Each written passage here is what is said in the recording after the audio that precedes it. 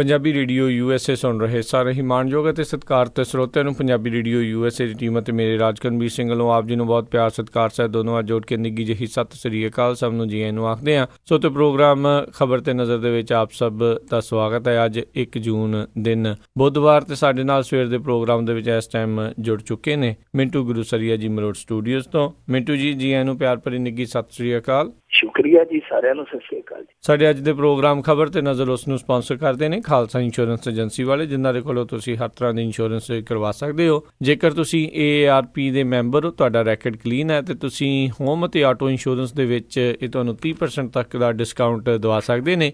Khalsa insurance ਦੇ ਨਾਲ ਘਰਾਂ ਦੀ life, taxi, commercial, gas station, liquor store, hotel, motel, shopping centre, apartment, restaurants, ਇਹਨਾਂ ਸਾਰਿਆਂ ਦੀ ਇੰਸ਼ੋਰੈਂਸ ਕਰਦੇ ਨੇ। 100 ਤੋਂ ਵੱਧ ਰੇਟਡ ਦੇ ਕੰਪਨੀਜ਼ ਦੇ ਨਾਲ ਇਹ ਕੰਮ ਕਰਦੇ ਨੇ ਪੂਰੇ ਅਮਰੀਕਾ ਦੇ ਵਿੱਚ। ਵਧੇਰੇ ਜਾਣਕਾਰੀ ਲਈ ਤੁਸੀਂ ਇਹਨਾਂ ਨੂੰ ਕਾਲ ਕਰ ਸਕਦੇ ਹੋ 408 272 2500 4082722500 ਦੇ ਉੱਤੇ। ਮਿੰਟੂ ਜੀ, ਗੱਲਬਾਤ ਦਾ ਸਿਲਸਿਲਾ ਆਪਾਂ ਕਰੀਏ ਜੀ ਸ਼ੁਰੂ। ਅਕਾਲੀਆਂ ਦੇ ਕਹਿੰਦੇ ਜੀ ਕਿਲੇ ਦੇ ਵਿੱਚ ਕੈਪਟਨ ਦੀ ਵੱਡੀ ਸਨ, ਕਈ ਪਿੰਡਾਂ ਦੇ ਜਿਹੜੇ ਅਕਾਲੀ ਕਾਂਗਰਸ 'ਚ ਸ਼ਾਮਲ ਹੋਏ। ਅੱਜ ਕਈ ਅਰਸੇ ਬਾਅਦ ਕਹਿ ਸਕਦੇ ਹਾਂ ਕਿ ਕੈਪਟਨ ਅਸਲੀ ਰੂਪ ਦੇ ਵਿੱਚ ਦਿਖਿਆ। ਨਹੀਂ ਤੇ ਜਦੋਂ ਬਾਜਵਾ ਜੀ ਸਨ ਜਾਂ ਜਦੋਂ ਇਹਨਾਂ ਨੇ ਵਾਗਡੋਰ ਸੰਭਾਲੀ, ਉਹ ਕਈ ਜਿਹੜਾ ਸਮਾਂ ਸੀ, ਜਿਹੜਾ ਬੇਸ਼ਕੀਮਤੀ ਸਮਾਂ ਸੀ, ਉਹ ਇਹਨਾਂ ਦਾ ਕਦੇ ਤੇ ਟੰਗ ਖਿਚਾਈ 'ਚ ਹੀ ਲੰਘ ਗਿਆ, ਕਦੇ ਕੌਫੀ ਲੱਸੀ ਦੇ ਵਿੱਚ ਹੀ ਲੰਘ ਗਿਆ। ਹੇਠਲੇ ਪੱਧਰ ਤੇ ਹਾਲੇ ਇਹਨਾਂ ਨੇ ਆਪਣੇ ਜੌਹਰ ਨਹੀਂ ਸਨ ਵਿਖਾਏ, ਪਰ ਅੱਜ ਲੱਗਦਾ ਕਿ ਸ਼ੁਰੂਆਤ ਹੈ ਜਿਹੜੀ ਹੇਠਲੇ ਪੱਧਰ ਤੋਂ ਹੋ ਗਈ ਹੈ ਜੀ। ਅੱਜ ਫਿਰੋਜ਼ਪੁਰ ਜ਼ਿਲ੍ਹੇ ਦੇ ਦਰਜਨਾਂ ਪਿੰਡ, ਹਾਲਾਂਕਿ ਇਹ ਤੇ 60 ਕਹਿੰਦੇ ਆ ਕਿ 60 ਦੇ ਕਰੀਬ ਸੀਗੇ ਪਿੰਡ ਜਿਨ੍ਹਾਂ ਦੇ ਵਿੱਚੋਂ ਅਕਾਲੀ ਟੁੱਟ ਕੇ ਕਾਂਗਰਸ ਦੇ ਨਾਲ ਜੁੜੇ ਆ, ਪਰ ਫਿਰ ਵੀ ਆਪਾਂ ਇਹਨੂੰ ਦਰਜਨਾਂ ਦੀ ਗਿਣਤੀ ਦਈਏ ਕਿਉਂਕਿ ਸਾਡੇ ਕੋਲ ਪੁਸ਼ਟ ਕੋਈ ਗਿਣਤੀ ਨਹੀਂ ਹੈ, ਤਾਂ ਫਿਰ ਵੀ ਇਹ ਇੱਕ ਚੰਗੀ ਸ਼ੁਰੂਆਤ ਹੈ ਕੈਪਟਨ ਅਮਰਿੰਦਰ ਸਿੰਘ ਦੀ। ਕਿਉਂਕਿ ਹੇਠਲੇ ਪੱਧਰ ਤੇ ਜੋ ਦਿਹਾਤੀ ਵੋਟ ਹੈ ਪੰਜਾਬ ਦੀ, ਜਾਂ ਇਹਨਾਂ ਦਾ ਹੇਠਲਾ ਕਾਡਰ ਹੈ ਜੋ ਖਿੰਡਿਆ ਪੁੰਡਿਆ ਸੀ, ਇਹ ਭਾਵੇਂ ਹੋ ਸਕਦੇ ਇਹਨਾਂ ਦੇ ਵਿੱਚੋਂ ਬਹੁਤੇ ਉਹ ਹੋਣਗੇ ਜਿਨ੍ਹਾਂ ਦੀ ਉਧਰੋਂ ਝਾਕ ਮੁੱਕ ਗਈ, ਹੁਣ ਇੱਧਰੋਂ ਝਾਕ ਸ਼ੁਰੂ ਹੋ ਗਈ ਹੈ, ਜਾਂ ਜਿਹੜੇ ਇਹਨਾਂ 'ਚ ਵੀ ਗਏ ਸੀਗੇ ਵਾਪਸ, ਉਹਨਾਂ ਦੀ ਘਰ ਵਾਪਸੀ ਹੋ ਗਈ ਹੈ। ਕੁਝ ਐਸੇ ਵੀ ਹੋਣਗੇ ਜਿਹੜੇ ਨਵੇਂ ਆਏ ਆ ਪਾਰਟੀ ਛੱਡ ਕੇ, ਪਰ ਫਿਰ ਵੀ ਇੱਕ ਕਾਂਗਰਸ ਲਈ ਚੰਗੀ ਸ਼ੁਰੂਆਤ ਹੈ ਕਿਉਂਕਿ ਦਿਹਾਤ ਦੀ ਵੋਟ ਨੇ ਇਸ ਹਾਰ ਜਿੱਤ ਨੂੰ ਤੈਅ ਕਰਨਾ ਹੈ। ਔਰ ਦਿਹਾਤ ਦੀ ਵੋਟ ਦਾ ਜਿਹੜਾ ਉਲਾਰ ਹੈ ਉਹ ਇਹੋ ਜਿਹੀਆਂ ਸਿਆਸੀ ਘਟਨਾਵਾਂ ਤੋਂ ਬਦਲਦਾ ਹੈ, ਉਹ ਇਹਨਾਂ ਚੀਜ਼ਾਂ ਤੋਂ ਪ੍ਰਭਾਵਿਤ ਹੁੰਦਾ ਹੈ ਜੋ ਕਿ ਹੇਠਲੇ ਪੱਧਰ ਤੇ ਇਹ ਰਾਜਨੀਤੀ ਬਹੁਤ ਵੱਡੇ ਸਮੀਕਰਨ ਹੈ ਜਿਹੜੇ ਉਹਨਾਂ ਨੂੰ ਪਲਟ ਦਿੰਦੀ ਹੈ। ਇਹੋ ਜਿਹੀ ਛੋਟੀ ਰਾਜਨੀਤੀ ਕਿ ਪਿੰਡਾਂ ਚੋਂ ਇੰਨੇ ਆ ਗਏ, ਇੰਨੀਆਂ ਪੰਚਾਇਤਾਂ ਦਾ ਹੋ ਗਿਆ। ਸੋ ਇਹ ਇੱਕ ਵੇਵ ਜਿਹੜੀ ਬਣਦੀ ਹੈ ਸਿਆਸਤ ਦੇ ਵਿੱਚ, ਜਿਹਨੂੰ ਲਹਿਰ ਕਹਿ ਦਿੰਦੇ ਆ, ਕਿ ਉਹਦਾ ਇਹ ਜਨਮ ਇਸੇ ਗਰਭ ਦੇ ਵਿੱਚੋਂ ਹੁੰਦਾ ਹੈ ਜੋ ਛੋਟੀਆਂ ਪਿੰਡ ਲੈਵਲ ਤੇ ਘਟਨਾਵਾਂ ਹੁੰਦੀਆਂ। ਸੋ ਇਹਦੀ ਸ਼ੁਰੂਆਤ ਹੋਈ ਹੈ। ਆਮ ਆਦਮੀ ਪਾਰਟੀ ਹੈ ਜਿਹੜੀ, ਉਹ ਪਹਿਲਾਂ ਹੀ ਇਸ ਲਹਿਰ ਨੂੰ ਚਲਾ ਚੁੱਕੀ ਹੈ। ਉਹਨਾਂ ਨੇ ਤੇ ਅੱਜ ਮੋਹਨ ਸਿੰਘ ਫਲੀਆਂ ਵਾਲਾ ਵੀ ਲੈ ਲਿਆ। ਮੋਹਨ ਸਿੰਘ ਫਲੀਆਂ ਵਾਲਾ ਬਹੁਤ ਲੰਮੇ ਅਰਸੇ ਤੱਕ ਬਹੁਜਨ ਸਮਾਜ ਪਾਰਟੀ ਦਾ ਪ੍ਰਧਾਨ ਵੀ ਰਿਹਾ, 2 ਵਾਰੀ ਮੈਂਬਰ ਪਾਰਲੀਮੈਂਟ ਵੀ ਬਣਿਆ।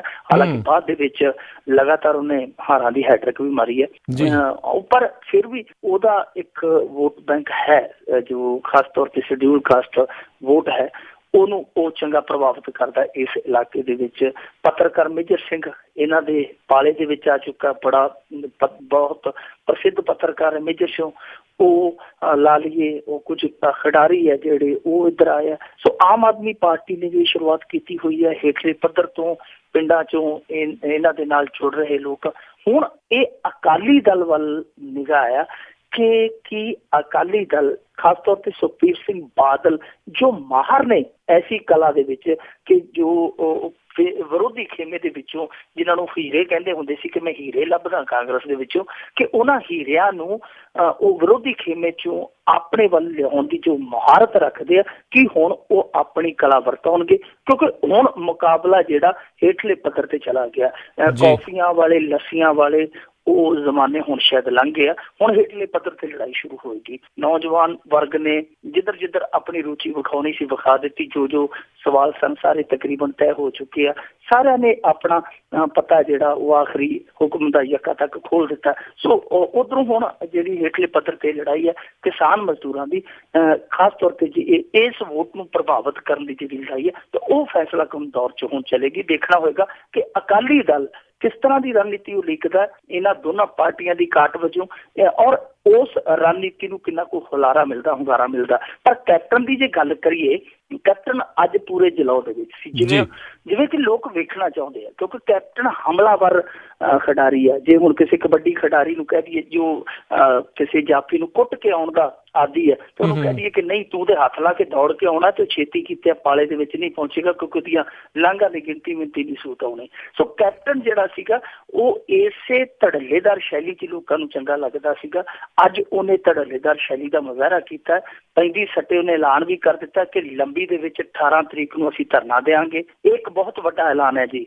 18 ਤਰੀਕ ਨੂੰ ਜੇ ਚੰਗਾ ਸ਼ਕਤੀ ਪ੍ਰਦਰਸ਼ਨ ਕਰ ਜਾਂਦੇ ਆ ਤਾਂ ਫਿਰ ਮਾਮਲਾ ਬਹੁਤ ਗੜਬੜ ਹੋਏਗਾ, ਕਿਉਂਕਿ ਲੰਬੀ ਦੇ ਵਿੱਚੋਂ ਹੀ ਅੱਗੇ ਆਮ ਆਦਮੀ ਪਾਰਟੀ ਨੂੰ ਤੁਸੀਂ ਵੇਖਿਆ ਹੋਣਾ ਕਿ ਲੰਬੀ ਰੈਲੀ ਤੋਂ ਬਾਅਦ ਆਮ ਆਦਮੀ ਪਾਰਟੀ ਦਾ ਚਾਲ ਢਾਲ ਹੀ ਬਦਲ ਗਿਆ ਸੀ। ਉਹਨਾਂ 'ਚ ਐਨਰਜੀ ਵੱਖਰੀ ਆ ਗਈ ਸੀ। ਸੋ ਇਹ ਜਿਹੜਾ ਐਲਾਨ ਕੀਤਾ ਕਿ ਅਸੀਂ 18 ਤਰੀਕ ਨੂੰ ਲੰਬੀ 'ਚ ਜਾਵਾਂਗੇ, ਉਹ ਵੈਸੇ ਇਹਨਾਂ ਨੇ ਜੋ ਨੌਕਰੀ ਘਟਾਲਾ ਹੋਇਆ ਇੱਥੋਂ ਦਾ ਇੱਕ ਲੰਬੀ ਹਲਕੇ ਦਾ ਜਥੇਦਾਰ ਹੈ ਜਿਹਦਾ ਨਾਂ ਉਹਦਾ ਵਿੱਚ, ਤੇ ਉਹਦੀ ਗ੍ਰਿਫਤਾਰੀ ਵਾਸਤੇ ਇਹਨਾਂ ਨੇ ਧਰਨਾ ਲਾਉਣਾ। ਤਾਂ ਜੇ ਇੱਥੇ ਸ਼ਕਤੀ ਪ੍ਰਦਰਸ਼ਨ ਕਰਕੇ ਫਿਰ ਕੈਪਟਨ ਦੀ ਜਿਹੜੀ ਆਪਾਂ ਕਹਿ ਸਕਦੇ ਹਾਂ ਕਿ ਇੱਕ ਫਲੋ ਬਣ ਜਾਵੇਗੀ। ਔਰ ਤੀਜੀ ਗੱਲ, ਅੱਜ ਕੈਪਟਨ ਅਮਰਿੰਦਰ ਸਿੰਘ ਨੇ ਬੀਬੀ ਸੋਨੀਆ ਗਾਂਧੀ ਨੂੰ ਨਹੀਂ ਬਖਸ਼ਿਆ, ਕਹਿੰਦਾ ਉਮਰ ਕਾਫੀ ਹੋ ਗਈ ਹੈ, ਬੀਬੀ ਨੂੰ ਉਮਰ ਦਾ ਤਕਾਜ਼ਾ ਵੇਖਣਾ ਚਾਹੀਦਾ, ਹੁਣ ਲਾਂਭੇ ਹੋ ਜਾਣਾ ਚਾਹੀਦਾ ਤੇ ਕਾਕੇ ਨੂੰ ਸਾਰੀ ਸੀਟ ਜਿਹੜੀ ਹੈ ਸੰਭਾਲ ਦੇਣੀ ਚਾਹੀਦੀ ਜੀ। ਕਾਕੇ ਦੇ ਨਾਲ ਜਿਹੜੇ ਜੀ ਗੰਢ ਪੇਚ ਜਿਹੜੀ ਹੈ ਜੀ ਉਹ ਪੂਰੀ ਕਰ ਰਹੇ ਨੇ।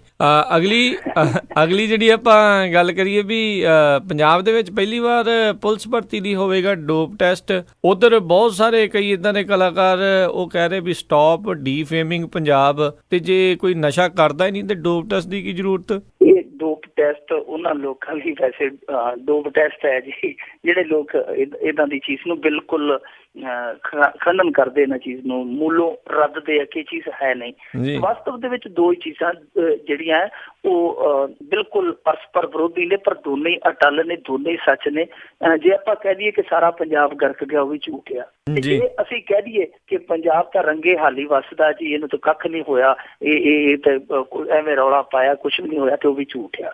ਵੇਖੋ, ਜਿਨ੍ਹਾਂ ਦੇ ਘਰਾਂ 'ਚ ਅੱਗ ਲੱਗੀ ਹੈ, ਜਿਨ੍ਹਾਂ ਦੇ ਘਰਾਂ ਦੇ ਵਿੱਚ ਅੱਗ ਲੱਗੀ ਔਰ ਉਸ ਅੱਗ ਨੇ ਖੁਸ਼ੀਆਂ ਨੂੰ ਹੋਲਾਂ ਦੇ ਵਾਂਗ ਭੁੰਨ ਸੁੱਟਿਆ, ਉਹਨਾਂ ਨੂੰ ਪੁੱਛੋ ਤੁਸੀਂ ਕਿ ਪੰਜਾਬ ਕੀ ਹੈ। ਤੇ ਜੇ ਘਰ ਜਿਹੜਾ ਬਚਿਆ ਜੇ ਉਹਨੂੰ ਪੁੱਛੀਏ ਤੇ ਉਹਦੇ ਪਾਣੇ ਵੇਖੋ ਜੀ ਸਭ ਅੱਛਾ ਹੀ ਆ। ਸੋ ਦੋਨੇ ਚੀਜ਼ਾਂ ਨੇ। ਪਰ ਡੋਪ ਟੈਸਟ ਵਾਲਾ ਜਿਹੜਾ ਉਹ ਸਾਡੀ ਜੋ ਛਵੀ ਬਣ ਗਈ ਹੈ, ਚਾਹੇ ਉਹ ਅਸੀਂ ਥੋੜੇ ਸੀ, ਸਾਨੂੰ ਪ੍ਰਚਾਰ ਕੇ ਬਹੁਤ ਹੀ ਵੱਡੀ ਬਣਾ ਦਿੱਤੀ ਗਈ ਹੈ, ਚਾਹੇ ਸਾਡਾ ਦਰਦ ਹੀ ਇੰਨਾ ਵੱਡਾ ਸੀ ਕਿ ਛਵੀ ਸਾਡੀ ਆਪਣੇ ਆਪ ਬਣ ਗਈ ਹੈ।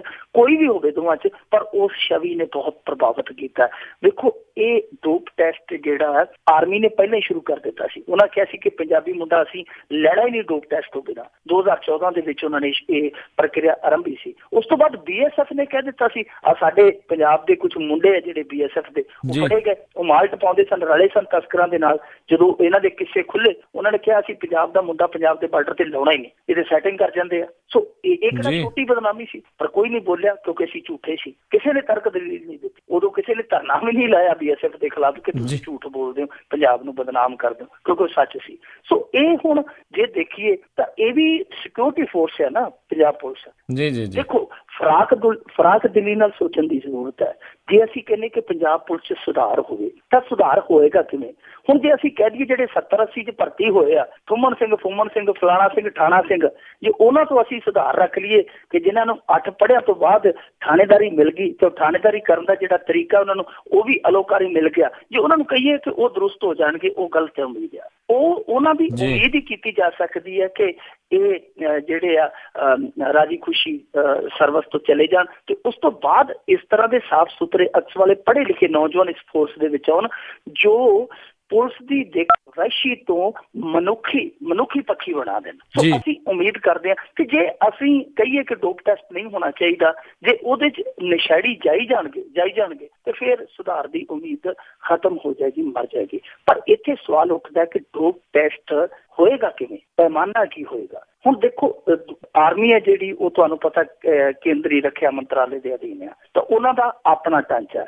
ਇਹ ਹੈ ਸਾਡਾ ਜਿਹੜਾ ਪੰਜਾਬ ਦਾ ਗ੍ਰਹਿ ਮੰਤਰਾਲਾ, ਉਹਦੇ ਅਧੀਨ ਜੋ ਇਹ ਪੁਲਿਸ ਆ, ਤਾਂ ਉਹਦੀ ਜਿਹੜੀ ਭਰਤੀ ਪ੍ਰਕਿਰਿਆ ਦੇਖਣੀ ਹੈ ਸਾਡੇ ਰਾਜ ਨੇ, ਤੇ ਰਾਜ ਦੇ ਕੋਲ ਡੋਪ ਟੈਸਟ ਵਾਲੀ ਏਜੰਸੀ ਮੇਰੇ ਹਿਸਾਬ ਦੇ ਨਾਲ ਕੋਈ ਹੈ ਨਹੀਂ ਜੀ। ਇਹ ਦੇਖੇਗੀ ਸਿਹਤ ਮਹਿਕਮੇ ਵਾਲੀ ਟੀਮ। ਹੁਣ ਤੁਸੀਂ ਦੇਖੋ ਕਿ ਜਿਹੜਾ ਸਿਹਤ ਮਹਿਕਮਾ ਕੋਈ ਐਕਸਰਾ ਕਰੇ ਤੇ ਉਹਦੇ ਵਿੱਚ ਵਾਲ ਰੱਖ ਕੇ 26 ਬਣਾ ਦਿੰਦੇ ਆ ਚੰਗੀ ਭਲੀ ਹੱਡੀ ਦੀ, ਤੇ ਉਹ ਡੋਪ ਟੈਸਟ ਦੀਆਂ ਰਿਪੋਰਟਾਂ ਕਿਸ ਤਰ੍ਹਾਂ ਦੀਆਂ ਬਣਾਉਣਗੇ? ਇਹ ਇੱਕ ਸਭ ਤੋਂ ਵੱਡਾ ਸਵਾਲ ਹੈ। ਹੁਣ ਜੇ ਡੋਪ ਟੈਸਟ ਇਹੋ ਜਿਹੇ ਲੋਕ ਕਰਨਗੇ ਕਿ ਜਿਹੜੇ ਡੋਪ ਟੈਸਟ ਕਰਨ ਤੋਂ ਪਹਿਲਾਂ ਹਾੜਾ ਲਾ ਕੇ ਆਉਣਗੇ ਜਾਂ ਕੰਡਾ ਖਾ ਕੇ ਆਉਣਗੇ, ਤੇ ਉਹਨਾਂ ਦੀਆਂ ਰਿਪੋਰਟਾਂ ਜਿਹੜੀਆਂ ਉਹ ਫਿਰ ਵੇਖ ਲਓ ਕਿਸ ਤਰੀਕੇ ਦੀਆਂ ਬਣਨਗੀਆਂ। ਸੋ ਇਹ ਵੀ ਇੱਕ ਪੈਮਾਨਾ ਹੋਣਾ ਚਾਹੀਦਾ ਕਿ ਡੋਪ ਟੈਸਟ ਹੈ ਜਿਹੜਾ, ਉਹ ਵੀ ਕੋਈ ਕੇਂਦਰੀ ਏਜੰਸੀ ਦੇ ਹਵਾਲੇ। ਦੇਖੋ, ਜੇ ਪੇਪਰ ਆਪਾਂ ਭਰਤੀ ਕਰਨ ਲਈ PU ਨੂੰ ਇਹ ਠੇਕਾ ਦੇ ਸਕਦੇ ਆ, ਤੇ ਉਹਦੇ ਵਿੱਚ ਐਡਾ ਵੱਡਾ ਸਕੈਮ ਸਾਹਮਣੇ ਆ ਸਕਦਾ, ਜਾਂ ਹੋਰ ਕਿਸੇ ਸੰਸਥਾਨ ਨੂੰ ਇਹ ਭਰਤੀਆਂ ਦੇ ਪ੍ਰੀਖਿਆ ਲਈ ਠੇਕੇ ਦੇ ਸਕਦੇ ਆ, ਤੇ ਡੋਪ ਟੈਸਟ ਵਾਸਤੇ ਵੀ ਠੇਕਾ ਦੇ ਸਕਦੇ। ਜੇ ਇੱਥੋਂ ਵਾਲਾ ਟੈਸਟ ਇੱਥੋਂ ਵਾਲਿਆਂ ਨਹੀਂ ਕਰਨਾ ਤੇ ਫਿਰ ਇੱਥੋਂ ਦੇ ਇੱਥੇ ਰਹਿ ਜਾਗੀ ਗੱਲ, ਉੱਥੇ ਦੀ ਉੱਥੇ ਆ ਜਾਣੀ, ਪਹੁੰਚ ਕੇ ਬੋਰਡ ਥੱਲੇ ਆਉਣੀ ਹੈ। ਬਿਲਕੁਲ ਜੀ। ਅਗਲੀ ਗੱਲ ਕਰੀਏ ਵੀ ਸਰਕਾਰ ਨੇ ਇੱਕ ਵਾਰੀ ਫੇਰ ਮਾਸਟਰਾਂ ਦੇ ਭਾਅ ਦੀ ਬਣਾਈਆਂ, ਜੂਨ ਦੀਆਂ ਛੁੱਟੀਆਂ ਦੇ ਵਿੱਚ ਕੁਝ ਹੋਰ ਹੀ ਲੱਗੇ ਕਰਾਉਣ।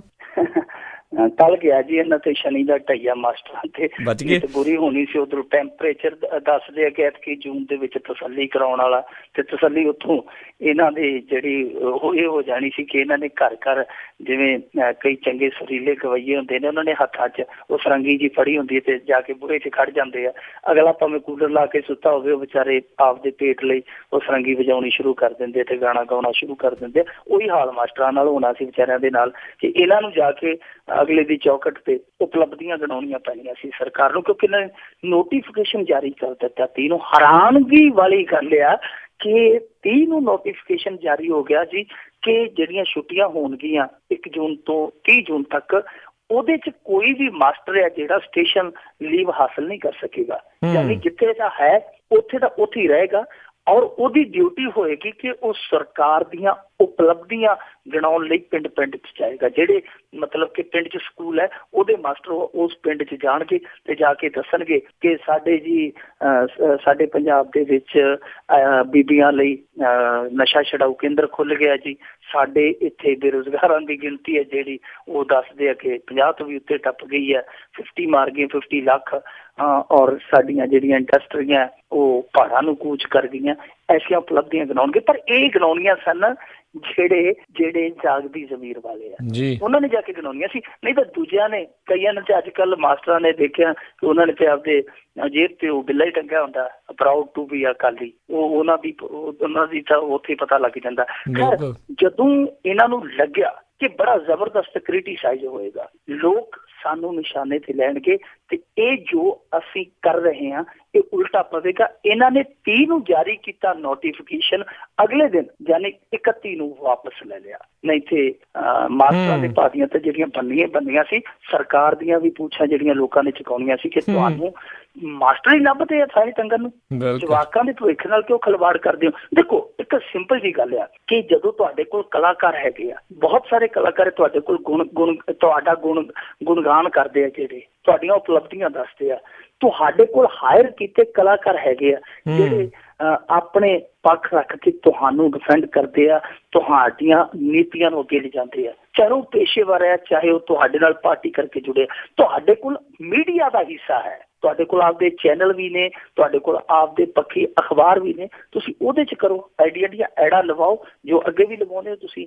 ਜਾਂ ਤੁਸੀਂ ਜਦੋਂ ਸਰਵਾ ਕਰਾਉਂਦੇ ਹੋ, ਦੇਖੋ ਹੁਣ ਪਿੱਛੇ ਜੇ ਸੁਖਬੀਰ ਸਿੰਘ ਬਾਦਲ ਨੇ ਲੰਬੀ ਹਲਕੇ 'ਚ ਸਰਵੇ ਕਰਾਇਆ, ਜੋ ਕਿ ਬੜਾ ਖੂਫੀਆ ਸਰਵੇ ਸੀ, ਉਹਦੇ ਲਈ ਇਹਨਾਂ ਨੇ ਇੱਕ ਏਜੰਸੀ ਹਾਇਰ ਕੀਤੀ, ਉਹਨੂੰ ਮੋਟੀ ਰਕਮ ਦਿੱਤੀ, ਉਹ ਘਰ ਤੱਕ ਗਈ, ਉਹਨਾਂ ਨੇ ਪਿੰਡ 'ਚ ਜਾ ਕੇ ਪਹੁੰਚ ਕੀਤੀ। ਜੇ ਤੁਸੀਂ ਸਰਵੇ ਲਈ ਏਜੰਸੀ ਇਸ ਤਰ੍ਹਾਂ ਦੀ ਹਾਇਰ ਕਰ ਸਕਦੇ ਹੋ ਤੇ ਕੀ ਗੱਲ ਇਹਨਾਂ ਕੰਮਾਂ ਲਈ ਹਾਇਰ ਨਹੀਂ ਕਰ ਸਕਦੇ? ਮਾਸਟਰਾਂ ਨੂੰ ਤੁਸੀਂ ਆਪਦੇ ਨੌਕਰ ਸਮਝਿਆ? ਮਾਸਟਰ ਜਿਹੜੇ ਆ ਉਹ ਸਰਕਾਰ ਦੇ ਆ, ਤੇ ਸਰਕਾਰ ਨੂੰ ਤੁਸੀਂ ਅਗਵਾਈ ਦੇਣ ਵਾਲੇ ਹੋ। ਇਹ ਨਹੀਂ ਕਿ ਸਰਕਾਰ ਤੁਸੀਂ ਹੁਣ ਲੀਜ਼ ਤੇ ਲੈ ਲਈ, ਠੇਕੇ ਤੇ ਲੈ ਲਈ 100 ਸਾਲ ਤੇ ਤੁਸੀਂ ਚੱਲੀ ਜਾਣਾ। ਸਰਕਾਰ ਨੂੰ ਤੁਸੀਂ ਅਗਵਾਈ ਦੇਣ ਆਏ ਹੋ। 5 ਸਾਲਾਂ ਬਾਅਦ ਤੁਹਾਡੀ ਫਿਰ ਪ੍ਰੀਖਿਆ ਹੋਣੀ ਹੈ। ਜੇ ਲੋਕਾਂ ਨੇ ਸਵੀਕਾਰ ਕੀਤਾ ਤੁਸੀਂ ਸਰਕਾਰ ਹੋ, ਜੇ ਨਹੀਂ ਤੇ ਤੁਸੀਂ ਬੇਕਾਰ ਹੋ। ਸੋ ਇਹ ਮਾਸਟਰਾਂ ਨੂੰ ਇਸ ਤਰੀਕੇ ਦਾ ਜਿਹੜਾ ਟਾਰਗੇਟ ਕਰਨਾ ਚੰਗੀ ਗੱਲ ਨਹੀਂ। ਤੇ ਜੇ ਨਹੀਂ ਪੈਸੇ ਖਰਚਣ ਦੀ ਨਹੀਂ ਹੈਗੀ ਗੁੰਜਾਇਸ਼ ਤੇ ਫਿਰ ਐ ਕਰਨ ਜਿਹੜੇ CPS ਬੈਠੇ ਇਹਨਾਂ ਕੋਲ ਮੁੱਖ ਸੰਸਦੀ ਸਕੱਤਰ, ਉਹਨਾਂ ਦੇ ਪੇਟ ਵਧੀ ਜਾਂਦੇ ਦਿਨੋਂ ਦਿਨ ਵਿਹਲੇ ਬਹਿ ਕੇ ਆਂਦੇ, ਉਹਨਾਂ ਨੂੰ ਕਹਿਣ ਥੋੜਾ ਜਿਹਾ ਪਿੰਡਾਂ 'ਚ ਜਾ ਕੇ ਗੇੜਾ ਗੂੜਾ ਕੱਢਿਓ। ਜਿਹੜਾ ਤੁਸੀਂ ਬਹੁਤ ਖਾ ਪੀ ਲਿਆ ਸਰਕਾਰ ਦਾ, ਥੋੜਾ ਹਜਮ ਕਰਿਓ, ਲੋਕਾਂ 'ਚ ਗੇੜਾ ਮਾਰਿਓ, ਨਾਲੇ ਉਹਨਾਂ ਨਾਲੇ ਫਲੀਆਂ। ਜੀ ਜੀ ਅੱਗੇ ਵਧਦੇ ਆ ਮਿੰਟੂ ਜੀ। ਵੀ ਪੁਲਿਸ ਤੇ ਲੱਗੇ ਇੱਕ ਹੋਰ ਬੰਦੇ ਮਾਰਨ ਦੇ ਦੋਸ਼। ਅੱਜ ਕੱਲ ਜਿਹੜਾ ਖੁਦਕੁਸ਼ੀ ਕਰਦਾ, ਜਿਹਦਾ ਜੀ ਕਰਦਾ ਕਿ ਖੁਦਕੁਸ਼ੀ ਕਰਾਂ, ਉਹ ਥਾਣੇ ਚਲਾ ਜਾਂਦਾ। ਆ ਪਿੱਛੇ ਜੇ 4-5 ਖੁਦਕੁਸ਼ੀਆਂ ਹੋ ਗਈਆਂ, ਔਰ ਜਿਹਦੀ ਵਿਚਾਰੇ ਦੀ ਅਣਿਆਈ ਮੌਤ ਆਈ ਹੁੰਦੀ ਹੈ ਉਹ ਪੁਲਿਸ ਦੇ ਨਾਲ ਉਹਦਾ ਵਾਹ ਪੈ ਜਾਂਦਾ ਹੈ। ਦੋਵੇਂ ਤਰੀਕਿਆਂ ਦੇ ਨਾਲ ਇਹ ਦੱਬੀ ਆਉਂਦੇ ਆ ਕੰਮ। ਬਠਿੰਡੇ ਦੇ ਵਿੱਚ ਝੂਠਾ ਫਰਜ਼ੀ ਮੁਕਾਬਲਾ ਜਿਹੜਾ ਉਹਦਾ ਦੋਸ਼ ਲੱਗਿਆ ਪੁਲਿਸ ਤੇ। ਇਸ ਤਰ੍ਹਾਂ ਦੇ ਬਹੁਤ ਸਾਰੇ ਦੋਸ਼ ਆ, ਜੇ ਆਪਾਂ ਗਿਣਾਉਣ ਲੱਗੀਏ ਤੇ ਲੰਮਾ ਸਮਾਂ ਇਧਰ ਲੰਘ ਜਾਏਗਾ। ਪਰ ਅੱਜ ਇੱਕ ਨਵਾਂ ਵਿਵਾਦ ਜਿਹੜਾ ਉੱਠ ਪਿਆ ਤਰਨਤਾਰਨ ਦੇ ਕਦਗਿੱਲ ਪਿੰਡ ਦੇ ਵਿੱਚ। ਇਹ ਛਾਪਾ ਮਾਰਨ ਗਏ ਸਨ, ਛਾਪਾ ਸਿਆਪਾ ਬਣ ਗਿਆ ਕਿਉਂਕਿ ਉਸ ਛਾਪੇ ਦੇ ਦੌਰਾਨ ਇੱਕ ਵਿਅਕਤੀ ਦੀ ਜਿਹੜੀ ਹੈ ਮੌਤ ਹੋ ਗਈ। ਜਦੋਂ ਇਹਨਾਂ ਨੇ ਛਾਪਾ ਮਾਰਿਆ, ਇਹ ਤੇ ਕਹਿੰਦੇ ਜੀ ਸਾਡੇ ਅੱਗੇ ਲੱਗ ਕੇ ਸੁਖਦੇਵ ਸਿੰਘ ਜੀ ਦੀ ਉਮਰ 50 ਕੁ ਸਾਲ ਸੀ ਲਗਭਗ। ਉਹ ਕਹਿੰਦੇ ਕਿ ਸਾਡੇ ਅੱਗੇ ਲੱਗ ਕੇ ਭੱਜ ਵੱਗਾ ਤੇ ਭੱਜੇ ਜਾਂਦੇ ਦੀ ਉਹਦੀ ਮੌਤ ਹੋ ਗਈ। ਪਰ ਜਿਹੜੇ ਉਹਦੇ ਪਰਿਜਨ ਆ, ਜਿਹੜੇ ਉਹਦੇ ਪਰਿਵਾਰ ਵਾਲੇ ਆ, ਉਹ ਆਂਦੇ ਆ ਕਿ ਇਹਦੀ ਜਿਹੜੀ ਮੌਤ ਆ ਭੱਜਣ ਕਰਕੇ ਨਹੀਂ ਹੋਈ। ਇਹਦਾ ਚਲਾਵਾ ਪਿੱਛੋਂ ਡੰਡਾ ਮਾਰਿਆ, ਡੰਡੇ ਦੇ ਨਾਲ ਉਹਨੂੰ ਸੱਟ ਲੱਗੀ ਤੇ ਉਹ ਮੌਤ ਦੇ ਮੂੰਹ 'ਚ ਜਾ ਪਿਆ। ਹੁਣ ਦੋਨਾਂ ਚੋਂ ਕਿਹੜੀ ਧਿਰ ਸਹੀ ਹੈ ਇਹ ਤੇ ਪਤਾ ਨਹੀਂ, ਪਰ ਇੱਕ ਗੱਲ ਇਹ ਸਹੀ ਹੈ ਕਿ ਇਹਨਾਂ ਨੇ ਪਿੱਛੇ ਜੇ ਇੱਥੇ ਭਿੱਖੀਵਿੰਡ ਇਸੇ ਤਰ੍ਹਾਂ ਇੱਕ ਰੇਡ ਕੀਤੀ ਸੀਗੀ। ਰੇਡ ਕਰਦਿਆਂ ਹੀ ਉਹ ਬੰਦਾ ਸੀਗਾ ਜਿਹੜਾ ਉਹਨੂੰ ਇਹ ਕੁੱਟਣ ਡੈ ਪਏ ਤੇ ਉਹਨੇ ਬਾਂਹ ਛੁਡਾ ਕੇ ਉੱਥੇ ਘਰ 'ਚ ਪਈ ਜਿਹੜੀ ਦਵਾਈ ਸੀ ਉਹ ਪੀ ਲਈ, ਉੱਥੇ ਖਾਈ ਮਰ ਗਿਆ ਸੀ। ਉੱਥੋਂ ਉਹਨੂੰ ਇਹਨਾਂ ਨੇ ਬਚਾਉਣ ਦੀ ਵੀ ਕੋਸ਼ਿਸ਼ ਨਹੀਂ ਕੀਤੀ, ਉੱਥੋਂ ਭੱਜ ਵੱਗੇ। ਜਦੋਂ ਤੁਸੀਂ ਏਡੀਆਂ ਵੱਡੀਆਂ ਘਟਨਾਵਾਂ ਫੇਸ ਕਰ ਚੁੱਕੇ ਹੋ, ਚੱਲ ਚੁੱਕੇ ਹੋ, ਤੇ ਫਿਰ ਵੀ ਤੁਸੀਂ ਇਸ ਤਰ੍ਹਾਂ ਦੀਆਂ ਨਹੀਂਆਂ ਵਰਤਦੇ ਹੋ। ਜੇ ਬੰਦਾ ਮੰਨ ਲਓ ਤੁਹਾਡੇ ਅੱਗੇ ਲੱਗ ਕੇ ਭੱਜ ਹੀ ਵੱਗਾ ਤੇ ਤੁਸੀਂ ਉਹਦਾ ਪਿੱਛਾ ਨਾ ਕਰੋ। ਆਖਰ ਨੂੰ ਤੁਹਾਡੇ ਘਰੇ ਹੀ ਆਉਣਾ ਨਾ। ਤੁਸੀਂ ਹੋਰ ਪੰਚਾਇਤ ਆ, ਉਹਦਾ ਘਰ ਆ। ਪਹਿਲੀ ਗੱਲ ਤੇ ਭੱਜ ਇਹਨਾਂ ਕੋਲੋਂ ਕਿੱਥੇ ਜਾ ਸਕਦਾ? 50 ਸਾਲ ਦੀ ਉਮਰ ਦਾ ਬੰਦਾ ਕਿੱਥੇ ਭੱਜ ਕੇ ਜਾਏਗਾ ਜੀ? ਔਰ ਦੂਜੀ ਗੱਲ ਕਿ ਜੇ ਭੱਜ ਵੀ ਜਾਂਦਾ ਤੁਹਾਡੇ ਕੋਲੋਂ, ਕੋਈ ਭੱਜ ਵੀ ਗਿਆ ਭੁਲੇਖੇ ਦੇ ਨਾਲ, ਤੇ ਉਹ ਪੰਚਾਇਤ ਬੈਠੀ, ਉਹਦਾ ਪਰਿਵਾਰ ਬੈਠਾ, ਜ਼ਿੰਮੇਵਾਰੀ ਲੈ ਲਿਓ। ਪਰ ਸਭ ਤੋਂ ਮਾਮਲਾ ਜਿਹੜਾ ਸ਼ੱਕੀ ਉਹ ਇਸ ਕਰਕੇ ਆਉਂਦਾ ਹੈ ਕਿ ਇਹ ਜਿਹੜੇ ਪੁਲਿਸ ਵਾਲੇ ਸਨ ਇਹ ਠੇਕੇਦਾਰਾਂ ਦੇ ਨਾਲ ਗਏ ਸੀ। ਸ਼ਾਇਦ ਠੇਕੇ ਵਾਲੇ ਜਿਹੜੇ ਸ਼ਰਾਬ ਦੇ ਠੇਕੇ ਵਾਲੇ, ਤੇ ਸ਼ਰਾਬ ਦੇ ਠੇਕੇ ਵਾਲੇ ਕੀ ਕਰਦੇ ਆ ਉਹ ਸਾਰਿਆਂ ਨੂੰ ਪਤਾ। ਪਰ ਜੋ ਵੀ ਹੈ, ਇਸ ਤਰ੍ਹਾਂ ਦੀਆਂ ਜਿਹੜੀਆਂ ਘਟਨਾਵਾਂ ਇਹ ਪੁਲਿਸ ਨੂੰ ਬਦਨਾਮ ਤੇ ਕਰਦੀਆਂ ਨਾਲ ਹੀ ਲੋਕਾਂ ਦਾ ਜਿਹੜਾ ਭਰੋਸਾ ਹੋਣਾ ਚਾਹੀਦਾ ਪੁਲਿਸ ਤੇ, ਉਹ ਭਰੋਸਾ ਤੋੜਦੀਆਂ ਨੇ। ਇਹਦੇ ਲਈ ਇਹ ਜਿਹੜੀ ਇਹਨਾਂ ਦੀ ਉੱਚ ਅਫਸਰਸ਼ਾਹੀ ਹੈ, ਉਹਨਾਂ ਨੂੰ ਕੁਝ ਸੋਚਣਾ ਪਵੇਗਾ, ਵਿਚਾਰਨਾ ਪਵੇਗਾ ਕਿ ਰੇਡ ਮਾਰਨ ਦਾ ਤਰੀਕਾ ਕੀ ਹੋਵੇ, ਉਹ ਗ੍ਰਿਫਤਾਰੀ ਦਾ ਨੇਮ ਕਾਇਦਾ ਕੀ ਹੋਵੇ। ਕੁਝ ਨਾ ਕੁਝ ਇਹਨਾਂ ਨੂੰ ਵਿਚਾਰਨਾ ਪਵੇਗਾ।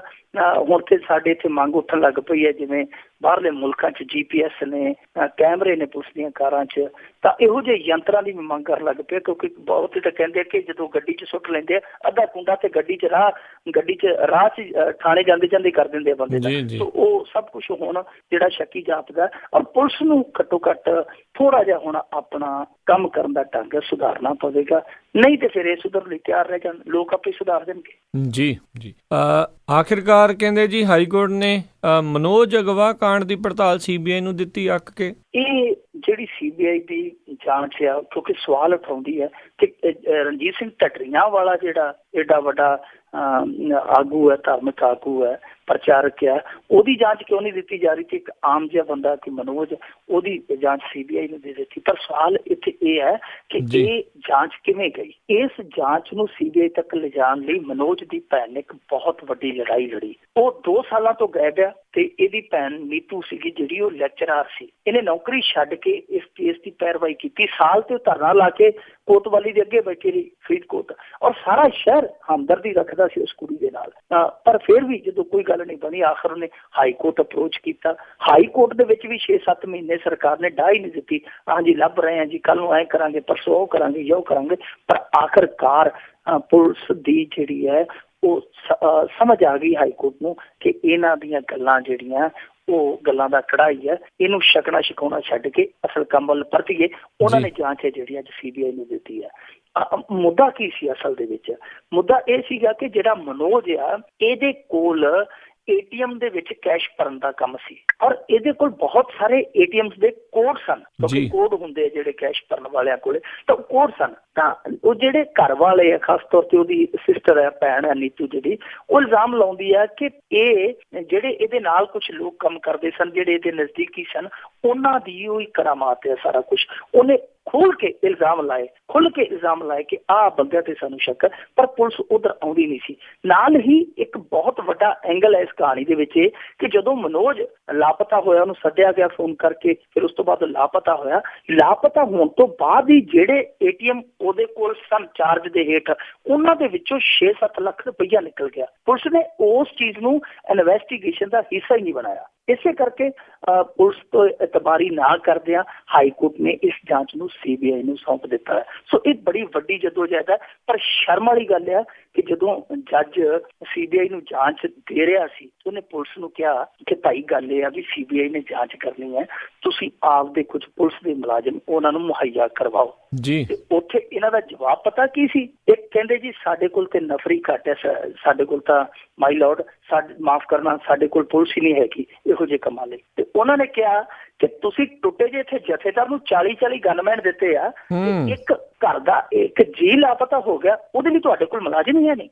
ਤੇ ਇਹਨਾਂ ਨੂੰ ਗੱਲ ਨਹੀਂ ਆਈ। ਸੋ ਇਹ ਇਹੋ ਜਿਹਾ ਜੇ ਕਹੀਏ ਸਾਡੇ ਪੁਲਿਸ ਦਾ ਜਾਂ ਸਾਡੀ ਸਰਕਾਰ ਦਾ ਵਤੀਰਾ ਹੈ ਆਮ ਜਨਤਾ ਪ੍ਰਤੀ, ਕਿ ਅਦਾਲਤ ਦੇ ਵਿੱਚ ਜਾ ਕੇ ਵੀ ਉਹ ਸਹਿਯੋਗੀ ਨਹੀਂ ਬਣਦੇ ਜਨਤਾ ਦੇ, ਤਾਂ ਫਿਰ ਅਸੀਂ ਉਮੀਦ ਕਰ ਸਕਦੇ ਹਾਂ ਕਿ ਇਹ ਜਾਂਚ ਜਿਹੜੀ CBI ਕੋਲ ਹੀ ਜਾਣ ਵਾਲੀ ਸੀ, ਪੰਜਾਬ ਪੁਲਿਸ ਨੇ ਕਰਨੀ ਹੋਣੀ ਸੀ।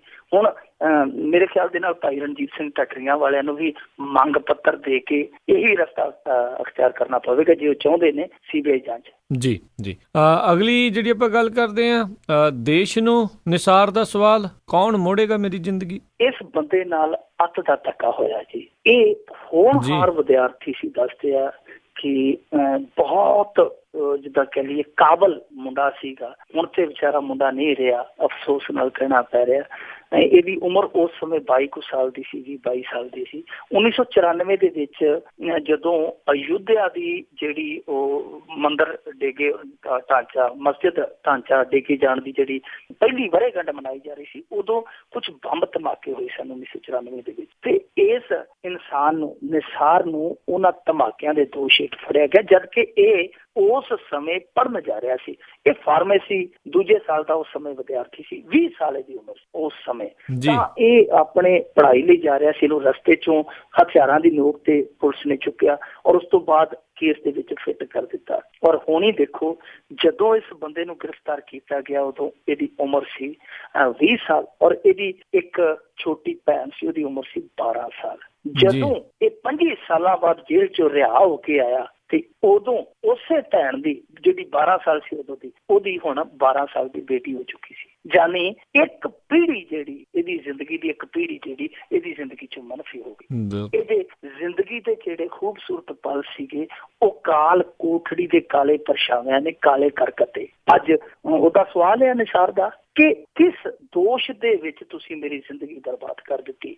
ਕੀ ਪਤਾ ਮੈਂ ਇੰਜੀਨੀਅਰ ਬਣਨਾ ਸੀ, ਮੈਂ ਡਾਕਟਰ ਬਣਨਾ ਸੀ, ਸਾਇੰਟਿਸਟ ਬਣਨਾ ਸੀ, ਪਰ ਤੁਸੀਂ ਕੀ ਬਣਾ ਦਿੱਤਾ? ਦੇਸ਼ ਧਰੋਹੀ, ਬੰਬ ਧਮਾਕਿਆਂ ਦਾ ਦੋਸ਼ੀ ਔਰ ਇੱਕ ਕੈਦੀ ਜੋ 25 ਸਾਲ ਬਿਨਾਂ ਕਸੂਰੋਂ ਹੀ ਜੇਲ੍ਹਾਂ ਦੀਆਂ ਕੰਧਾਂ 'ਚ ਵੱਜਦਾ ਰਿਹਾ। ਇਹ ਸਾਡਾ ਮੁਲਕ ਹੈ, ਸਾਡੇ ਮੁਲਕ ਦਾ ਕਾਨੂੰਨ ਹੈ, ਸਾਡੇ ਮੁਲਕ ਦੇ ਕਾਨੂੰਨ ਦਾ ਕੰਮ ਕਰਨ ਦਾ ਢੰਗ ਆ।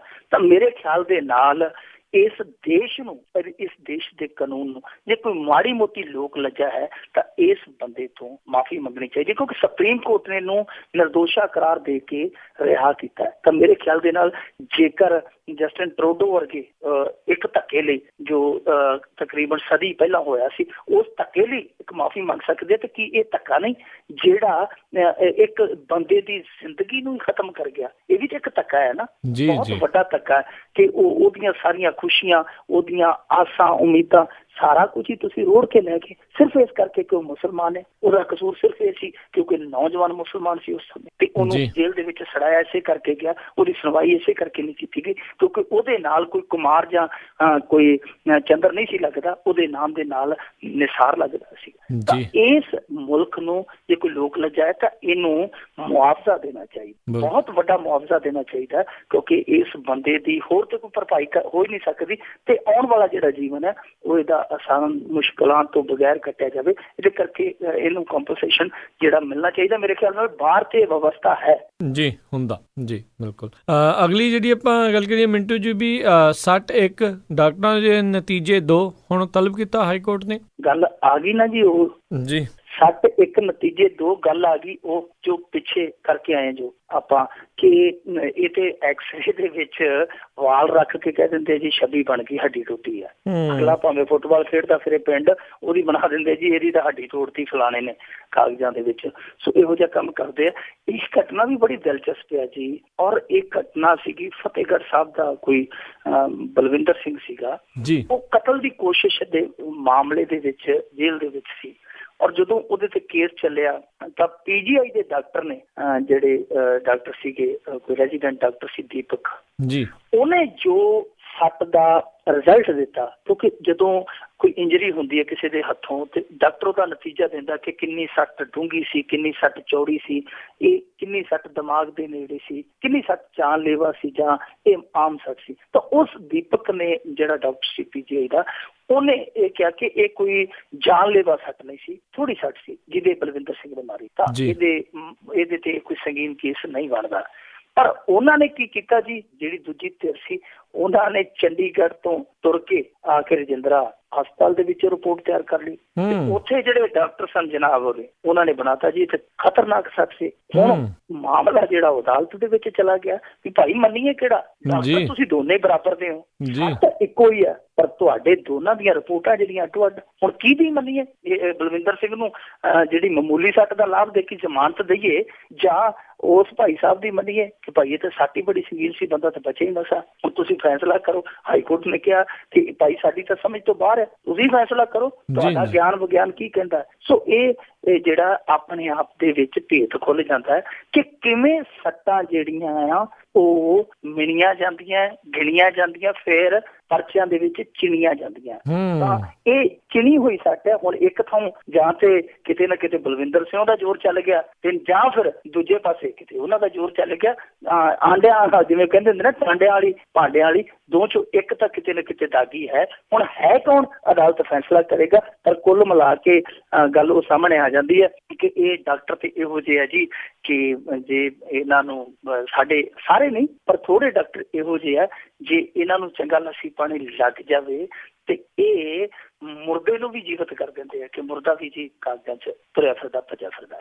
ਜੀ ਜੀ ਜੀ ਅੱਗੇ ਵਧੀਏ ਵੀ ਕਰੋੜਾਂ ਦੀ ਠੱਗੀ ਦੇ ਦੋਸ਼ ਦੇ ਵਿੱਚ ਜੇਲ੍ਹ ਗਿਆ ਨੀਰਜ, ਕਰ ਰਿਹਾ ਜੀ ਐਸ਼। ਇਹ ਨੀਰਜ ਨੇਚਰਵੇ ਦਾ MD ਸੀ ਜੀ। ਉਹਦੇ ਵਿੱਚ ਇਹਨੇ ਆਪਣਾ ਟਮਟਮਾ ਚਲਾ ਕੇ ਰੀਅਲ ਐਸਟੇਟ ਦਾ ਲਾਲਚ ਦੇ ਕੇ ਲੋਕਾਂ ਨੂੰ ਕੁਛ ਕੋਠੀਆਂ ਪਲਾਟਾਂ ਦਾ ਕਾਫੀ ਵੱਡੀ ਕਮਾਈ ਕੀਤੀ ਜੀ। ਔਰ ਇਹਦਾ ਕੰਮ ਚੱਲੀ ਜਾਣਾ ਸੀ ਕਿਉਂਕਿ ਜਦੋਂ ਇਹਨੇ ਪੈਸੇ ਨੱਪ ਲਏ, ਲੋਕ ਇਹਦੇ ਕੋਲ ਜਾਂਦੇ ਸੀ। ਤੇ ਇਸ ਭਾਈ ਸਾਹਿਬ ਨੇ ਕੀ ਕੀਤਾ, ਇਹਨੇ ਜਿਹੜਾ ਸ਼ਿਵ ਲਾਲ ਡੋਡਾ ਸੀ ਉਹਦੀ ਜਾ ਕੇ ਸ਼ਰਨ ਪ੍ਰਾਪਤ ਕਰ ਲਈ, ਕਿਉਂਕਿ ਦੋਨੇ ਇੱਕੋ ਸ਼ਹਿਰ ਦੇ ਸਨ, ਅਬੋਹਰ ਦੇ ਸਨ। ਤੇ ਇਹਨੇ ਸਕੀਮ ਸੋਚੀ ਕਿ ਕੋਈ ਗੱਲ ਨਹੀਂ, ਹੁਣ ਹਿੱਸੇਦਾਰ ਕੋਈ ਤਗੜਾ ਬਣਾ ਲਈਏ, ਆਪੇ ਉਹਦੀ ਛਤਰੀ ਹੇਠ ਬੈਠੇ ਰਹਾਂਗੇ, ਕੋਈ ਨਹੀਂ ਪੁੱਛੇਗਾ, ਕੋਈ ਗੱਲ ਨਹੀਂ, ਕੋਈ ਮਾੜਾ ਮੋਟਾ ਇੱਧਰ ਉੱਧਰ ਕਰ ਲਵਾਂਗੇ। ਤਾਂ ਇਹ ਭਾਈ ਸਾਹਿਬ ਨੇ ਆਪਦਾ ਜਿਹੜਾ ਦਫ਼ਤਰ ਸੀ ਉਹਦੇ ਉਸੇ ਰੈਸਟ ਹਾਊਸ ਦੇ ਵਿੱਚ ਤਬਦੀਲ ਕਰ ਲਿਆ ਸੀ ਜਿੱਥੇ ਸਭ ਕੁਛ ਵਾਪਰਿਆ ਸੀ। ਤਾਂ ਲੋਕ ਜਿਹੜੇ ਸੀਗੇ ਉਹ ਹੱਥਲ ਹੋ ਗਏ ਕਿ ਹੁਣ ਕੀ ਕਰੀਏ, ਕਿਉਂਕਿ ਜਦੋਂ ਜਿਹੜਾ ਨੀਰਜ ਸੀ ਉਹ ਚੜ ਕੇ ਚੋਟੀ ਤੇ ਬਹਿ ਗਿਆ, ਉੱਥੋਂ ਤੱਕ ਹੱਥ ਹੀ ਨਹੀਂ ਸੀ ਕਿਸੇ ਦਫ਼ਤਰ ਦਾ। ਪਰ ਮਾੜੇ ਦਿਨ ਕਦੇ ਵੀ ਆ ਜਾਂਦੇ ਆ, ਸਦਾ ਇੱਕੋ ਜਿਹੇ ਨਹੀਂ ਰਹਿੰਦੇ। ਤਾਂ ਉਹ ਮਾੜਾ ਦਿਨ ਆ ਗਿਆ। ਸ਼ਿਵਲਾਲ ਡੋਡਾ ਜਿਹੜਾ ਸੀ ਆਪ ਅੜ ਗਿਆ ਕੁੜਕੀ ਦੇ ਵਿੱਚ, ਤੇ ਜਦੋਂ ਡੋਡਾ ਅੜ ਗਿਆ ਕੁੜਕੀ ਦੇ ਵਿੱਚ, ਫੇਰ ਜਿਹੜੇ ਜਾਖੜ ਸਾਹਿਬ ਹੈ ਉਹਨਾਂ ਨੇ ਕੀ ਕੀਤਾ ਕਿ 60-70 ਬੰਦੇ ਲਿਜਾ ਕੇ ਪ੍ਰੈਸ ਕਾਨਫਰੰਸ ਕਰਵਾ ਦਿੱਤੀ ਚੰਡੀਗੜ੍ਹ। ਲਾਲਾ ਹੋ ਗਈ ਕਿ ਇਹੋ ਜਿਹਾ ਕਿਹੜਾ ਬੰਦਾ ਬੈਠਾ ਵੀ ਜਿਹੜਾ ਪੈਸੇ ਵੀ ਨੱਪੀ ਬੈਠਾ ਸ਼ਰਮ, ਤੇ ਜਾ ਕੇ ਕਿਸੇ ਦੀ ਛਤਰ ਛਾਇਆ ਕਹਿੰਦਾ ਮੈਂ ਤਾਂ ਦੇਣੇ ਨਹੀਂ, ਇੱਧਰ ਗੱਲ ਕਰ ਲਓ, ਭਾਈ ਸਾਹਿਬ ਨਾਲ ਗੱਲ ਕਰ ਲਓ। ਇਹੋ ਜਿਹਾ ਬੰਦਾ ਕੌਣ ਆ? ਫਿਰ ਇਹਦੇ ਤੇ ਧੜਾ ਧੜ 15-16 ਪਰਚੇ ਦਰਜ ਹੋਏ। ਪਰਚੇ ਦਰਜ ਹੋਣ ਤੋਂ ਬਾਅਦ ਇਹਨੂੰ ਲਗਭਗ ਮੇਰੇ ਖਿਆਲ ਦੇ ਨਾਲ 3-4 ਮਹੀਨੇ ਹੋ ਗਏ ਆ। ਪਰ 3-4 ਮਹੀਨਿਆਂ ਚੋਂ ਜੇਲ੍ਹ ਦੇ ਵਿੱਚ ਇਹਨੇ ਰਾਤਾਂ ਜਿਹੜੀਆਂ ਉਹ ਪ੍ਰਾਹੁਣੇ ਆ ਗਈਆਂ ਹੀ ਬਤਾਈਆਂ। ਕੋਈ 2-4 ਰਾਤਾਂ ਲਾ ਗਿਆ ਹੋਵੇ ਕਿਤੇ ਲੰਘਦਾ ਟੱਪਦਾ, ਜਿਵੇਂ ਦੂਰ ਦੀ ਰਿਸ਼ਤੇਦਾਰੀ ਦਾ ਕੋਈ ਚਾਚੇ ਮਾਮੇ ਦਾ ਮੁੰਡਾ ਹੋਵੇ, ਲੰਘਦਾ ਟੱਪਦਾ ਆਪਣੀ ਭੈਣ ਕੋਲ ਗੇੜਾ ਮਾਰ ਜਾਂਦਾ। ਉਸ ਤਰੀਕੇ ਨਾਲ ਇਹਨੇ ਲੰਘਦੇ ਟੱਪਦੇ ਕੋਈ 3-4 ਰਾਤਾਂ ਲਾਈਆਂ ਹੋਣਗੀਆਂ। ਬਾਕੀ ਕੁਝ ਰਾਤਾਂ ਇਹਨੇ ਅਬੋਹਰ ਹਸਪਤਾਲ 'ਚ ਕੱਟ ਲਈਆਂ ਜੀ। ਮੇਰੇ ਬੈਕ ਪੇਨ ਆ ਜੀ, ਬੈਕ ਪੇਨ ਤੋਂ ਉਹਨਾਂ ਨੇ ਕਿਹਾ ਕਿ ਤੇਰੀ ਬੈਕ ਪੇਨ ਹੀ ਨਹੀਂ ਠੀਕ ਹੁੰਦੀ, ਦੂਜੀ ਧਿਰਾਂ ਨੇ ਕਿਹਾ। ਤੇ ਫਿਰ ਇਹਨੇ ਚੁੱਕ ਕੇ ਬਹਾਨਾ ਬਣਾ ਲਿਆ ਕਿ ਇਹ ਮੈਨੂੰ ਫਲਾਣੀ ਬਿਮਾਰੀ ਹੈ, ਢਮਕਾਣੀ ਬਿਮਾਰੀ। ਫਿਰ ਇਹਨੇ ਆਪਣਾ ਡੰਡਾ ਡੋਰਾ ਸੀਗਾ ਜਿਹੜਾ ਉਹ ਫਾਜ਼ਿਲਕਾ ਹਸਪਤਾਲ 'ਚ ਦੇ ਲਿਆ। ਇੱਥੇ ਵੀ ਇਹਨੂੰ ਕਮਰਾ ਮਿਲਿਆ ਸੀ, ਦੱਸਦੇ ਫਾਜ਼ਿਲਕਾ ਜੇਲ੍ਹ ਦੇ ਵਿੱਚ ਵੀ ਇਹਨੂੰ ਅੱਡ ਕਮਰਾ ਮਿਲਿਆ ਹੋਇਆ। ਫਿਰ ਉਹ ਜਿਹੜੇ ਕੁਝ ਪੀੜਤ ਸੀਗੇ ਉਹਨਾਂ ਨੇ ਪੱਤਰਕਾਰਾਂ ਨੂੰ ਦੱਸਿਆ, ਪੱਤਰਕਾਰਾਂ ਨੇ ਫਿਰ ਜਾ ਕੇ ਖੋਜਬੀਨ ਕੀਤੀ ਤੇ ਜਨਾਬ ਹੋ ਰਹੀ ਉੱਥੇ ਲੰਮੇ ਪਸਰੇ ਪਏ ਸਨ। ਆਮ ਕੈਦੀ ਜਦੋਂ ਹਸਪਤਾਲ 'ਚ ਜਾਂਦਾ ਹੈ ਤੇ ਉਹਦੀ ਲੱਤ ਨੂੰ ਐਡਾ ਮੋਟਾ ਸੰਗਲ ਲਾਇਆ ਹੁੰਦਾ ਕਿ ਕਿਤੇ ਭੱਜ ਨਾ ਜਾਵੇ, ਪਰ ਦੱਸਦੇ ਨੀਰਜ ਸਾਹਿਬ ਹੋਈ ਤੇ ਉਦਾਂ ਹੀ ਪਏ ਸੀ। ਸੋ ਇਹੀ ਵਜ੍ਹਾ ਹੈ ਕਿ ਜੋ ਪੂੰਜੀਪਤੀ ਨੇ ਉਹਨਾਂ ਨੂੰ ਕਾਨੂੰਨ ਦਾ ਕੋਈ ਡਰ ਨਹੀਂ, ਕਿਉਂਕਿ ਉਹਨਾਂ ਨੇ ਘਰ ਬੈਠਿਆਂ ਵੀ ਸਹੂਲਤ ਮੰਨਣੀ ਹੈ, ਐਸ਼ਪ੍ਰਸਤੀ ਕਰਨੀ ਹੈ। ਜੇ ਉਹ ਕੋਈ 4 ਮਹੀਨੇ 8 ਮਹੀਨੇ ਜੇਲ੍ਹ 'ਚ ਵਕਫਾ ਲਾਉਣਗੇ, ਕਰਨੀ ਉਹਨਾਂ ਨੇ ਉੱਥੇ ਵੀ ਐਸ਼। ਇਸ ਕਰਕੇ ਡਰ ਪੈ ਨਹੀਂ ਰਿਹਾ ਇਹਨਾਂ ਪੂੰਜੀਪਤੀਆਂ 'ਚ ਕਾਨੂੰਨ ਦਾ। ਜੀ ਜੀ। ਤੇ ਜਾਂਦੇ ਜੇ ਆਪਾਂ ਗੱਲ ਕਰੀਏ ਕੈਦੀ ਦਾ ਸਿਰੜ ਜੇਲ੍ਹ ਦੇ ਵਿੱਚ ਬਣ ਗਿਆ, ਕੈਦੀ ਤੋਂ ਇੰਜੀਨੀਅਰ। ਇਹ ਇੱਕ ਤਰ੍ਹਾਂ ਨਾਲ ਕਹਿ ਲਈਏ ਕਿ ਸਿਰੜ ਦੀ ਵਾਕਿਆ ਹੀ ਮਿਸਾਲ ਹੈ ਜੀ। ਇਨਸਾਨ ਔਰ ਹਾਲਾਤ ਜਿਸ ਤਰ੍ਹਾਂ ਦੇ ਮਰਜ਼ੀ ਹੋਣ, ਜੇ ਬੰਦਾ ਚਾਹਤ ਰੱਖਦਾ ਹੋਵੇ, ਜਨੂਨ ਹੋਵੇ, ਉਹਦੇ ਅੰਦਰ ਕੁਛ ਕਰ ਗੁਜ਼ਰਨ ਦੀ ਆਦਤ ਹੋਵੇ, ਤਾਂ ਉਹ ਹਾਲਾਤ ਜਿਹੋ ਜਿਹੇ ਮਰਜ਼ੀ ਹੋਣ ਉਹਦਾ ਰਾਹ ਨਹੀਂ ਰੋਕ ਸਕਦੇ। ਫਿਰ ਰਾਹ ਬੰਦਾ ਆਪਣੇ ਆਪ ਹੀ ਬਣਾ ਲੈਂਦਾ, ਅਗਨੀਪਥ ਜਿਹਨੂੰ ਕਹਿ ਦਿੰਦੇ ਆ। ਤਾਂ ਅਗਨੀ ਦੇ ਵਿੱਚ, ਅੱਗ ਦੇ ਵਿੱਚ ਵੀ ਰਸਤਾ ਬਣਾ ਲੈਂਦਾ। ਇਹੋ ਜਿਹਾ ਹੀ ਇੱਕ ਮੁੱਦਾ ਸਾਹਮਣੇ ਆਇਆ ਸੀ, ਗੁਰਜੀਤ ਸਿੰਘ। ਇਹਨੂੰ ਸਜ਼ਾ ਹੋਈ ਸੀ 2 ਸਾਲ ਪਹਿਲਾਂ। ਇਹਨੇ 2 ਕਤਲਾਂ ਦੇ ਦੋਸ਼ ਅਧੀਨ ਮੁਕੱਦਮਾ ਚੱਲਿਆ, ਫਿਰ ਉਸ ਤੋਂ ਬਾਅਦ ਇਹਨੂੰ ਸਜ਼ਾ ਹੋ ਗਈ।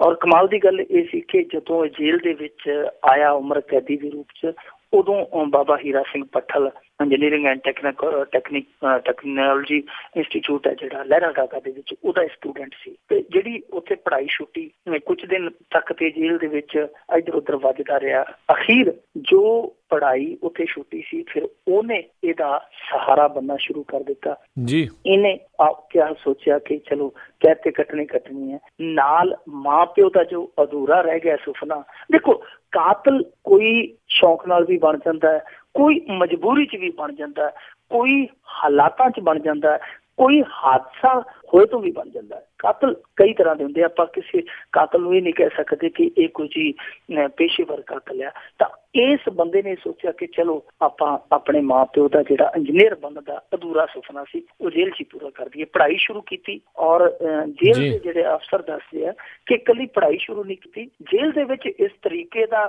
ਇਹਦਾ ਮੋਹ ਪਿਆਰ ਕੈਦੀਆਂ ਦੇ ਨਾਲ ਪਿਆ ਕਿ ਲੋਕ ਅੱਖਾਂ ਵਿਛਾਉਂਦੇ, ਪਲਕਾਂ ਵਿਛਾਉਂਦੇ, ਕਿਉਂਕਿ ਇਹ ਨਾਲ ਸਿਰਫ ਪੜ੍ਹਦਾ ਨਹੀਂ ਸੀ, ਨਾਲ ਕੈਦੀਆਂ ਨੂੰ ਪੜ੍ਹਾਉਂਦਾ ਵੀ ਸੀ। ਕੋਈ ਪੜ੍ਹਨ ਦਾ ਇੱਛੁਕ ਸੀ ਉਹਦੀ ਵੀ ਪੜ੍ਹਾਈ ਕਰਵਾਉਂਦਾ ਸੀ। ਤੇ ਅਖੀਰ ਇਹ ਕੈਦੀ ਹੈ ਜਿਹੜਾ ਇੰਜੀਨੀਅਰ ਬਣ ਗਿਆ। ਇਹਨੇ ਡਿਗਰੀ ਹਾਸਲ ਕਰ ਲਈ ਹੈ ਇੰਜੀਨੀਅਰਿੰਗ ਦੀ, ਔਰ ਅੱਗੇ ਵੀ ਇਹਨੇ ਕਿਹਾ ਕਿ M.Tech ਦੀ ਸ਼ਾਇਦ ਡਿਗਰੀ ਹੈ ਇਹਨੇ ਹਾਸਲ ਕੀਤੀ ਹੈ।